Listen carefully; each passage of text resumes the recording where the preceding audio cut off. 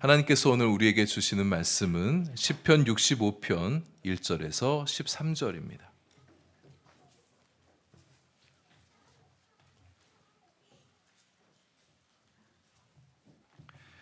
시편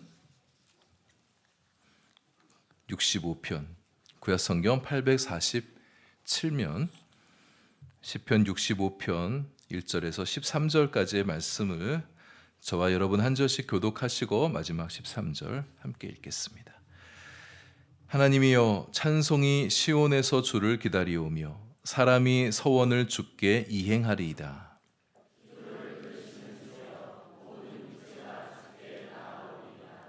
죄악이 나를 이겼사오니 우리의 허물을 주께서 사하시리이다.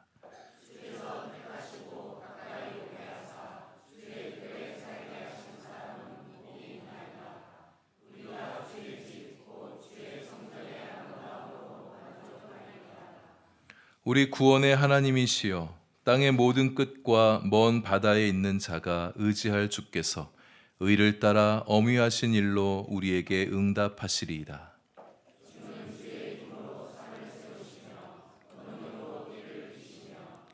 바다의 설렘과 물결의 흔들림과 만민의 소요까지 진정하시나이다.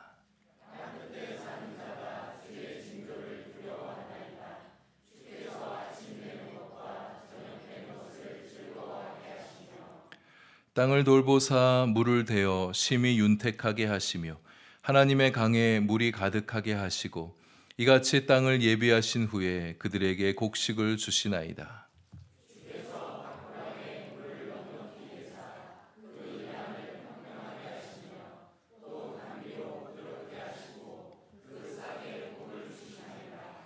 주의 은택으로 한 해를 관 씌우시니 주의 길에는 기름방울이 떨어지며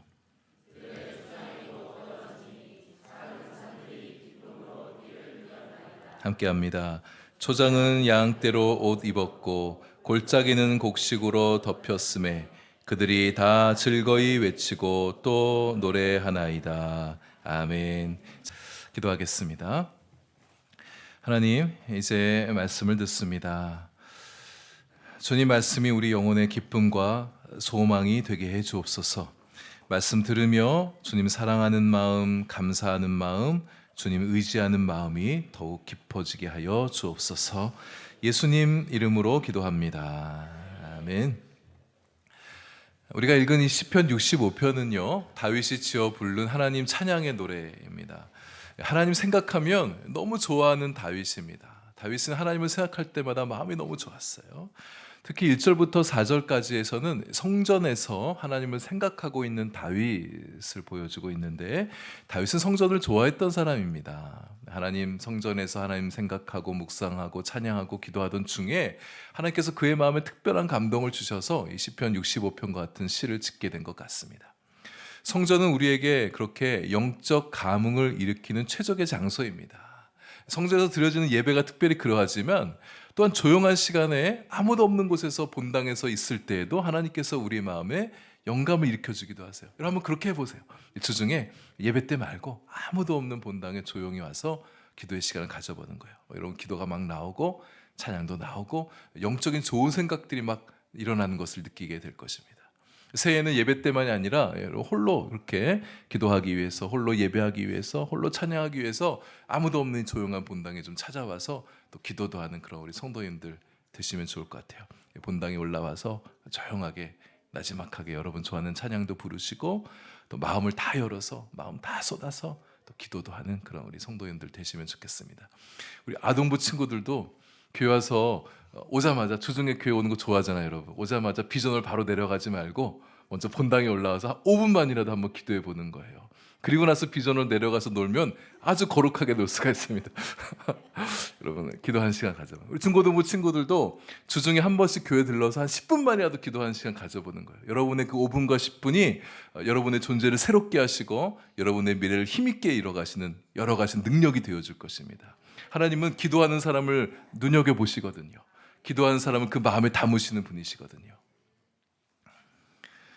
다윗이 얼마나 하나님을 좋아하고 있는지를 좀 보겠습니다. 1절에 보시면 하나님이여, 찬송이 시온에서 주를 기다립니다. 정말 멋지고 아름다운 표현이에요. 다윗은 정말 멋진 시인입니다. 어떻게 이렇게 영감 넘치는 영적 감수성이 풍부하면 이런 식구를 지어 노래할 수 있을까? 찬송의 시온에서 주를 기다린다. 그러니까 찬송을 좀 의인화해서 표현하고 있는데요. 찬송이 좀 주님께 올려주고 싶은 그 순간을 기다리고 있는 거야. 찬송이 너무 주님께 올려가고 싶은데 그때를 좀 기다리고 있는 모습을 이렇게 표현하고 있는 것 같습니다. 시온은 원래 예루살렘 성이 세워진 언덕을 말합니다. 터전을 얘기하는 거예요. 그래서 시온이라고 얘기하면 보통 예루살렘 성을 지칭할 때가 많아요. 또 예루살렘 성전은 하나님의 성전이 세워진 도성이잖아요. 그래서 시온, 그럼 하나님의 도성, 나아가 하나님의 나라, 하나님 천국을 상징하는 것이기도 합니다. 근데 좁게 보면 시온은 성전을 말할 때가 많이 있어요. 오늘 본문의 1절에 다윗이 시온에서 주를 기다린다고 표현했던 말의 이 시온은 성전을 의미하는 거예요. 4절을 볼 때 다윗은 지금 성전의 뜰을 거닐고 있으면서 하나님을 묵상하고 있는 가운데 묵상하는 중에 성전에 가득했던 하나님의 찬양이 생각나는 거예요. 성전에 가득했던 하나님 찬양이 그리워지고 또 다시금 새롭게 하나님을 저 성전에서 찬양하고 싶은 마음이 다윗의 마음속에 막 솟아오르는 것을 지금 고백하고 있는 것입니다. 다윗은 성전에서 하나님 찬양하는 것을 좋아했었습니다. 여러분, 찬양이야 우리가 어디서든 부를 수 있잖아요. 길거리 다니면서도 부를 수 있고 집에서도 부를 수 있고 일터에서도 학교 캠퍼스 안에서도 교실 안에서도 그렇게 찬양할 수 있잖아요. 근데 다윗은 특히나 성전에서 찬양하는 것을 너무 좋아했던 사람이에요. 그래서 다윗이 무슨 일까지 했느냐? 성가대를 조직했던 사람이었어요. 최초로 공식적인 성가대를 조직했던 사람이 다윗이라고 볼 수 있습니다. 역대상 25장 7절에 보게 되어지면 레위인들 가운데서 모두 288명을 모았어요. 노래할 줄 아는 사람, 악기 잘 다루는 사람들 모아다가 소위 성가대를 조직하게 된 것이었습니다. 그들이 성전 소속 성가대인 거죠. 근데 아까 성전을 시온이라고 말하잖아요. 표현했잖아요. 그러니까 말하자면 이들은 소위 시온 성가대인 것입니다. 우리 시온 성가대 이름 정말 잘 지신 것 같아요. 여러분, 시온의 영광을 노래하는 분들 되십시오. 하나님 나라를 노래하시는 분들이 되는 거예요. 내가 천국 소속 성가대다, 천국의 성가대다, 그런 마음을 가지고 하나님께 아름다운 찬양 올려드리고 또 우리에게도 시온의 노래, 천국의 노래를 들려주시는 성가대원들 되시면 좋겠습니다.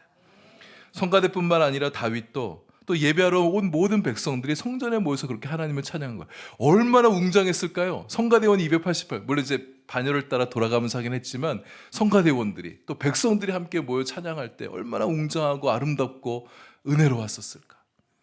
다윗이 성전뜰에서 성전을 바라보고 있노라니까 찬양이 주님께 너무 올라가고 싶어하는 그런 어떤 감흥을 느끼면서 이런 고백을 하고 있는 것입니다. 우리 교회에서도 찬양이 주님을 기다리고 있습니다. 예배 시간에 찬양이 주님께 올려지기를, 에스겔 기도의 시간에 찬양이 주님께 올려지기를, 누구든 교회에 와서 하나님을 좀 찬양하면 좋겠다, 누가 나를 좀 불러 내가 주님께 좀 올라가게 해주면 좋겠다, 이런 마음으로 찬양이 우리를 기다리고 있는 거예요. 찬송이 주를 기다린다는 이 말은 그래서 또 하나님의 자녀들이 찬양할 것을 기다리고 있는 표현이라고 말할 수도 있겠습니다. 성가대가, 백성들이 이제 다윗이 하나님을 찬양할 마음의 준비를 가지고 성전에 들어가고 있는 그런 모습을 표현하고 있는 거예요. 말하자면 시온 성가대가 예배 때 오늘 부를 찬양을 부르기 위해서 준비를 다 마치고 이제 찬양 부를 준비를 마치고 있는 거, 기다리고 있는 거. 헤세드 찬양팀이 경배와 찬양 연습을 다 하고 이제 주님께 올려질 것을 기다리고 있는 거예요. 예. 시온 성가대도 이름 잘 지셨는데 헤세드도 이름 잘 지셨어요. 뭐 누가 지셨는지 모르겠는데 헤세드가 인자란 뜻이잖아요. 그러니까 하나님의 인자함을 찬양하는 경배와 찬양팀인 거예요. 인자 찬양팀. 약간 닌자 찬양팀 같기도 하고. 근데 닌자가 이게 좋아요. 왜냐하면 우리 찬양이라는 것이 약간 영적 전투적인 성격이 좀 있거든요. 그러니까 영적으로 특수 집단, 찬양, 전쟁을 위해서 말하는 특수. 그러니까 닌자와 같은 그런 마음을 가지고 하나님께 절대적인 충성을 보이면서 우리의 예배를 방해하는 어둠의 세력도 있잖아요. 그 세력의 진지 속에 스물스물 기어 들어가서 먼저 들어가서 회방하는 거예요. 찬양을 통해서. 그래서 우리 예배 안에서, 찬양 안에서 하나님 승리를 견인하는 역할을 우리 경배와 찬양팀이 하는 거예요. 닌자 스피릿을 가지고 그렇게 찬양하는 그런 거 괜찮은 것 같아요. 시온 성가대, 헤세드 찬양팀뿐만 아니라 우리 모든 성도들님들이 예배할 때마다 내가 하나님 앞에 찬양하고 싶은 그런 열망을 가지고 예배 자리에 나오는 우리 성도님들 되시면 좋겠습니다. 찬양이 주님께 올려지길 기다리고 있으니까 내가 가서 찬양을 불러서 우리 주님의 마음을 기쁘시게 해드려야겠다. 그런 마음으로 나오는 거예요. 내가 주님을 예배하겠다. 주일 예배 끝나고 나면 다음 주일 예배가 또 기다려지는 거예요. 빨리 또 찬양하고 싶은데. 주일까지 일주일을 기다리기가 너무 힘든 거예요. 그 수요일 날도 나오고 또 금요일도 나와서 또 찬양하는 거죠. 특별히 금요일에는 찬양이 주님과 우리를 더욱 기다립니다. 새해에는 여러분 우리가 에스겔 기도회의 부흥을 좀 꿈꿨으면 좋겠어요. 찬양의 부흥이 우리 에스겔 기도회를 통해서 다시금 일어나기를 꿈꿨으면 좋겠습니다. 뜨겁게 기도하는 밤이 되면 좋겠어요. 우리 주님이 그런 찬양을 기다리시거든요. 여러분 교회의 부흥은 말씀과 기도와 찬양의 견인하는 것입니다. 말씀의 뜨거움이 우리 안에 일어나야 돼요. 여러분 내년에 여러분 개인적으로 300일 성경 통독을 통해서 말씀의 개인적인 부흥을 좀 이뤄보시길 바랍니다. 교회에 하나님 말씀이 꽉 차는 그런 은혜가 우리 한마음 교회에 가득하게 되길 소망합니다. 에스겔 기도회의 찬양과 기도의 부흥이 좀 일어나서 찬양의 부흥 시대를 새롭게 열어가고 기도가 뜨겁게 드려지는 우리 한마음 교회를 함께 꿈꿨으면 좋겠습니다. 우리 금요기도회가 왜 에스겔 기도회입니까? 37장의 비전, 마른 뼈와 같은 것들이 생기가 들어갔을 때 다시 살아나는 그런 기도, 부흥. 여러분 안에 마른 뼈 같은 것들이 있지 않으세요? 여러분 그거 그대로 안고 살아갈 거예요? 금요일 날 나와서 기도하면서 하나님 네 마른 뼈 같은 것 안에 생기를 불어넣어 주시고 성령을 불어넣어 주시고 말씀을 대언하여 주셔서 다시 살아나게 해달라고. 이 땅에 죽어있는 것들, 마른 뼈 같은 것들을 다시 생기를 불어넣는 그런 기도회가 되는 거죠. 에스겔 47장의 비전, 성전에서 물이 흘러 그 물이 흘러가는 곳마다 죽었던 것이 다시 살아나고 약했던 것들이 치유받고 다시 강해지게 한다고 하셨어요. 우리 기도회를 통해서, 에스겔 기도회를 통해서 우리 세상의 그런 것들을 다시 회복시켜가는, 약한 것들을 다시 강하게 하는 그런 기도의 역사를 만들어가는 기도회가 되는 거죠. 초대교회 당시 마가의 다락방에 모여 기도했던 120명의 제자들 가운데 성령께서 임하셨어요. 불처럼 바람처럼 임했다고 그랬습니다. 우리 에스겔 기도회도 성령께서 불처럼 바람처럼 임하는 기도회가 되는. 그러려면 우리가 120명쯤 모여야 돼요. 우리 어린이들, 청소년들, 청년들, 우리 장년들 한번 내년에는 함께 좀 모여서 이렇게 하나님이 임하시는 하나님의 역사가 만들어진 그런 기도회를 함께 꿈꿔가면 좋겠습니다. 다윗이 성전을 좋아하는 이유 2절도 말씀합니다. 하나님께서 자신의 기도를 성전에서 잘 들어주신 거예요. 아까도 이야기했지만 여러분 성전에 나와서 기도하도록 하십시다. 하나님의 집은 만민이 기도하는 집이라고 그랬어요. 만민, 누구든 나와서 기도할 수 있는 장소, 또 만민을 위해서 기도하는 장소인 것입니다. 모든 육체가 나올 때까지 모든 영혼들을 위해서 충보하는 그런 장소. 하나님의 집은 기도하는 집이에요. 교회는 기도의 집입니다. 다윗은 4절에서 성전의 뜰을 거닐면서 자신이 하나님의 자녀로 살아가는 게 얼마나 좋은지를 묵상하고 있습니다. 다윗은 왕궁도 왕궁이지만 성전에 자주 와 있었던 사람인 것 같아요. 주님의 뜰에 자주 와서 묵상했던 사람인 것 같아요. 주의 뜰에 살게 하신 사람이 복되다 이렇게 고백하고 있죠. 근데 여러분 사실 이때의 성전은 성소를 말하는 겁니다. 여러분 우리 다 아시잖아요. 성전을 만든 사람은 다윗이 아닙니다. 그 아들 솔로몬이 성전을 건축했잖아요. 시공, 준공 다 솔로몬이 했습니다. 다윗이 한 일은 성전을 위한 자금 확보, 건축 자재를 다 마련해 놓은 것까지가 다윗이 한 일이었잖아요. 지금 아직 번듯하게 아름답게 세워진 성전은 없음에도 불구하고 다윗은 성소를 바라보면서 성소도 하나님의 전이다, 성전, 거룩한 전이다 이렇게 고백하고 있는 거예요. 근데 여러분 성소는 사실 겉으로 볼 때는 볼품이 없습니다. 출애굽 당시의 성소야 가장 아름다운 집이었겠지만 다윗 시대만 하더라도 성소는 그렇게 아름다운 것이 아니에요. 겉으로 볼 때는 그렇게 멋있는 장소가 아닙니다. 근데 다윗은 이 성소를 이렇게나 좋아하고 있어요. 건물이 화려하고 웅장하지 않아도 그곳이 하나님의 집이니까, 하나님이 그곳에 계시니까, 그곳에는 찬양이 가득하고 기도가 가득하고 말씀이 흘러나오는 곳이다 보니까 성소를 사랑하는 다윗입니다. 그의 눈에 성소는 아름답기만 해요. 그는 성소의 아름다움에 매료되어서 성전의 아름다움으로 만족합니다. 이렇게 고백하고 있습니다. 여러분 우리도 그러하면 좋겠습니다. 우리의 이 성전을 우리가 아름답게 여기면 좋겠어요. 이곳에 주님이 계시잖아요. 이곳에 주님을 향한 예배가 있고 찬양이 가득하고 기도가 있고 하나님의 말씀이 강단에서 흘러나오고 있지 않습니까? 이곳 하나님의 집에서 축복이 흘러나오게 하고 있으니까 우리도 이 성전을 아름답게 여기고 깊은 만족감으로 이 성전에 출입하면서 성전에서 이루어지는 모든 일들을 기뻐하고 좋아하고 감사하는 우리 성도님들 되실 수 있기를 바랍니다. 5절부터 8절까지는 창조주 하나님의 놀라운 권능을 노래하고 있어요. 위대한 권세로 만물을 다스리신 하나님을 찬양하고 있습니다. 다윗의 눈에 비친 하나님은 권능의 하나님이에요. 위대한 권세를 가진 하나님이세요. 얼마나 의로우시고 공의로우신지 그분의 위엄으로 이 땅을 다스리고 계시는구나. 의로 이 세상을 다스리고. 다윗이 왕이잖아요. 왕으로서 자신의 힘이 미치지 못한 영역을 느끼는 거예요. 의롭게 다 통치하고 싶은데 자기 힘만으로 안 되는데 하나님께서 절대 의를 가지고 이 땅을 다스리고 있다는 것이 믿어지니까 마음에 안심이 되는 겁니다. 또 자연 만물에서 주님의 힘을 강하게 느끼고 있습니다. 천하가 흔들리고 어둠의 세력이 천지를 뒤는 것처럼 여겨지게 된다 하더라도 하나님이 다 진정시켜 주시는구나. 세상에 소동하면 일어나도, 적군들이 일어나도 하나님이 다 진정시켜 주시는구나. 징조를 보이신 하나님이죠. 믿지 않는 자들에게 하나님의 징조는 두려움입니다. 공포예요. 그러나 믿는 자들에게 하나님의 징조는 축복이고 기쁨인 것이죠. 하나님의 초자연 역사가 기적적으로 나타나는 것을 보게 될 때 다윗은 알아차리는 거야. 하나님이 개입하셨구나. 하나님이 간섭하시는구나. 하나님의 개입과 간섭을 기뻐하고 좋아하는 다윗이죠. 우리도 그러면 좋겠어요. 우리 인생에 갑자기 하나님이 치고 들어오실 때 기뻐하시면 좋겠어요. 나 인생에 개입하신 하나님, 간섭하신 하나님, 우리를 괴롭히고 힘들게 하려고 개입하고 간섭하는 게 아니라 잘되게 하기 위해서 그러시는 거잖아요. 영적으로 깨어있는 다윗이다 보니까 그는 삶 속에서 이런 하나님의 권능을 자주자주 느끼는 것 같습니다. 그래서 8절에 다윗은 아침이 되고 저녁이 되는 것을 즐거워한다고 고백하고 있어요. 날마다 기쁘다는 거예요. 하나님의 권능을 선보이는 하루하루가, 주님의 권능을 느끼는 하루하루가, 주님의 손길을 경험하는 하루하루가 다윗에게는 즐거움이었던 것입니다. 우리에게도 다윗과 같은 이런 고백이 있었으면 좋겠습니다. 아침에도 주님을 즐거워하고 저녁도 즐거워하는 우리가 되면 좋겠어요. 우리 친구들도 그러면 좋겠어요. 아침이 되면 오늘도 또 하루 어떻게 살아가나, 지긋지긋하다, 학교 공부하기 싫다, 이런 마음 갖고 아침에 눈 뜨십니까? 그게 아니라 하나님께서 오늘 내 하루에 또 어떻게 내 삶에 역사해 주실까? 나의 삶을 어떻게 인도해 주실까? 나에게 무슨 말씀을 들려주실까? 그런 기대감으로 눈 뜨는 거예요. 하루에 대한 새 소망을 가지고. 내년에는 우리 하루하루를 좀 설레임으로 하루하루 시작할 수 있으면 좋겠습니다.